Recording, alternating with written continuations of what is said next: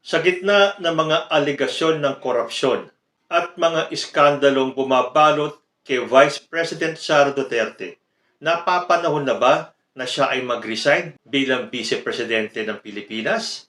Na kahit na ang kanyang amang si dating Pangulong Rodrigo Duterte ay nanawagan na kay Sara Duterte na iwanan na ang politika. Ayon po dito sa GMA News, Duterte to Sara, get out of politics. Nanawagan si dating Pangulong Rodrigo Duterte sa kanyang anak na si Vice Presidente Sara Duterte na iwanan na ang politika as soon as possible or at the soonest. Sabi ng dating Pangulo kay VP Sara, pasalamat ka na lang sa Diyos na ang tatay mo naging presidente. Ikaw naging vice presidente. Bihirang-bihira yan. Bihira sa isang pamilya. Hindi lahat ng pamilya sa Pilipinas. Pasalamat na lang tayo. Now, as fast as you can, get out of politics. Dahil nga po kasi, si VP Sara ay nahaharap sa isang congressional inquiry tungkol po sa misuse of public funds nung siya po ay Education Chief ng Department of Education. Congressmen involved in the probe have recently raised questions related to state auditors' findings that the Office of the Vice President's use of confidential funds was accompanied by inconsistent acknowledgement receipts. At nabalitaan na rin po natin na sunod-sunod po ang mga anomalyang nahuhukay ng Quadcom tungkol nga po sa misuse of public funds ni VP Sara. Kaya ang payo ng kanyang ama, maghanap buhay ka, negosyo, basta mabuhay ka lang ng mapayapa. Umalis ka na dyan sa politika, huwag ka na mag-ambisyon, total Vice President ka na. So malamang nakikita na ni dating Pangulo na hindi na mapayapa ang buhay ni VP Sara. Kahit na anong pagtatakip at tapang-tapangan ni Sara Duterte, kitang-kita na po na siya po ay masyado ng apektado dito sa mga isyong bumabalot sa kanya. So, ano kaya ang ibig sabihin ni dating Pangulo nung sinabi niyang get out of politics the soonest? Meaning, pinagbibitiw na niya si Sara Duterte bilang Vice Presidente ng Pilipinas? Ramdam na ba ng mga Duterte na there is no way out for Sara Duterte? Dahil hanggat hindi niya ipinaliliwanag, hindi lang sa Quadcom, hindi lang sa House, hindi lang sa mga representatives at mga kongresista, kung hindi sa taong bayan, kung ano talaga ang nangyari sa paggastos niya sa pondo ng bayan. Yun lang naman ang hinihintay na marinig ng taong bayan. Pero nagpupumilit po at nagmamatigas si Sara Duterte at iginigiit niya na walang anomalyang naganap nung siya ay DepEd Secretary at ngayon sa OVP. Kahit na nagdudumilat na yung mga ebidensyang nahuhukay ng Quadcom. So to save face, kailangan na bang magbitiw si Sara Duterte bilang vice? At kung siya man ay magbitiw bilang vice presidente, paano na itong mga issue na dapat niyang sagutin? Sasampahan ba siya ng kaso o pababayaan na lang dahil siya ay nagbitiw? Pakinggan po natin ang point of view ni Attorney Rene Bueno. Kailangan na bang mag-resign ni Sara Duterte bilang Vice President ng Pilipinas? Pakinggan po natin ito. Ngayon po ay pag-uusapan natin ang isang mainit na issue na tinatalakay sa kasalukuyan dyan sa Quad Committee ng ating mababang kapulungan. Ito po ay tungkol sa pamamahala ng ating kasalukuyang Vice Presidente na si Sara Duterte nung siya pa ay isang pinuno or secretary ng Department of Education at sa kanyang kasalukuyang posisyon bilang pangalawang Pangulo ng ating Republika. Ito pong issue na to ay tungkol sa kapangyarihan, responsibilidad at sa hindi natitinag na kumpas ng integridad.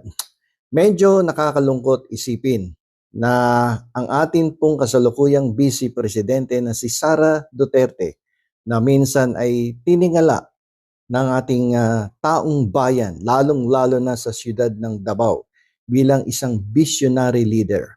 Bilang isang leader na nagsisimbolo sa katapatan at katapangan na labanan ng kahirapan sa ating bansa ay ngayon ay naharap, no, sa maraming aligasyon at akusasyon ng korupsyon sa ilalim ng kanyang pamamahala sa Education Department at bilang pangalawang pangulo ng ating bansa. Medyo siya po ay nasasangkot, no? Ayon sa ating mababang kapulungan at maging sa ating Senado, siya po ay nasasangkot sa mga iba't ibang klaseng uri ng korupsyon na kanyang allegedly ginawa when she was still the Secretary of Education. Hindi lamang mga simple at maliliit na halaga, kundi mga pondo ng bayan na nagkakalaga ng daan-daang milyon na hanggang sa ngayon ay hindi niya maipaliwanag kung saan ginamit at saan napunta ang ipinagkatiwalang pondo ng taong bayan sa Secretary of Education when she was still its secretary and sa Office of the Vice President. Ngunit sa ilalim ng maskara ng tagumpay, nagtago ang isang madilim na sikreto. Isang sikretong sisira or sumira na sa imahe ng dating hinahangang leader mula sa southern part of the Philippines. Marami pong mga katibayan ang ating pong nasilayan sa pagdinig dyan sa ating mababang kapulungan. Mga ebidensyang nagpapatunay ng hindi tamang paggamit sa pondo ng bayan. Ang mga pondong ito ay hindi lamang nagkakahalaga ng 10 o 20 milyong piso, bagkus ito ay nagkakahalaga ng daang-daang milyong piso na hanggang sa kasalukuyan na hindi maipaliwanag ng Office of the Vice President. Ang kanyang pong pagtanggi na humarap sa Quad Committee, ang kanya pong patuloy na pananahimik kung saan talaga dinala ang pondo ng bayan ay isang maliwanag na paglabag sa tiwalang ipinagkatiwala ng ating mamamayan at isang paglabag din sa mga prinsipyong ating ipinundar sa ilalim ng saligang batas. Malalakas ang ebidensya na ipinakikita ng ating mga kongresista o ng ating mababang kapulungan sa ating bayan, sa ating taong bayan. Ngunit hanggang sa ngayon nga ay wala tayong nakikitang kasagutan mula sa pangalawang pinakamataas na pinuno ng ating bansa. Saga ng akin, dalawa lamang ang pagpipilian ng ating Vice Presidente. Ang unang pagpipilian ay magbitiw sa kanyang posisyon bilang Vice President or harapin ang panawagan ng taong bayan na ipaliwanag kung saan dinala ang daang-daang milyong pisong pinagkatiwala sa kanya bilang Vice Presidente at dating Secretary of Department of Education and Culture. Kailangan niyang harapin to. If the Vice President cannot explain where all of these funds went, this is the time for her to resign as Vice President of the Republic of the Philippines.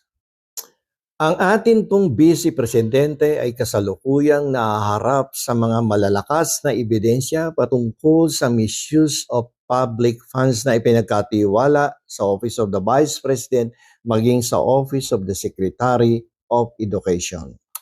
And instead of accepting the responsibility of explaining or justifying as to where the public funds went, the Vice President chose the path of defiance.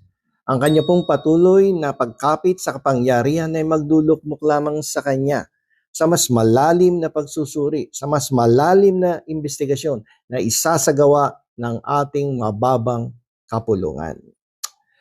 Naalala ko tuloy yung salitang delikadesa na ating pong inangkat sa mga Kastila na sumakop sa atin sa loob ng 333 years. Ang ibig sabihin ng salitang ito ay kadalisayan or katapatan sa ating bayan.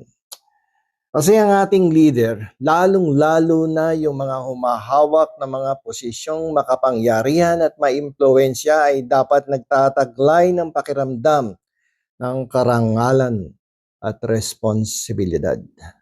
Ang kanilang patuloy na pagkapit sa kapangyarihan sa kabila o sa gitna ng mga malulubhang mga akusasyon or aligasyon ng mga maling gawain ay hindi lamang immoral, kundi paglapastangan at kawalang galang sa mga institusyon na ating ipinundar, lalong-lalo na sa mga taong umaasa sa ating pamahalaan. Kaya nararapat lamang na ating panawagan na magbitiw na sa pwesto ang ating pangalawang Pangulo na si Sara Duterte. So ayan, ano kaya ang susunod na hakbang ni Sara Duterte? Makinig kaya siya sa kanyang amang si dating Pangulo at magbitiw bilang bise at umalis na sa mundo ng politika? Hanggang dito na lang po muna tayo. Hanggang sa susunod na mga issues, maraming salamat po.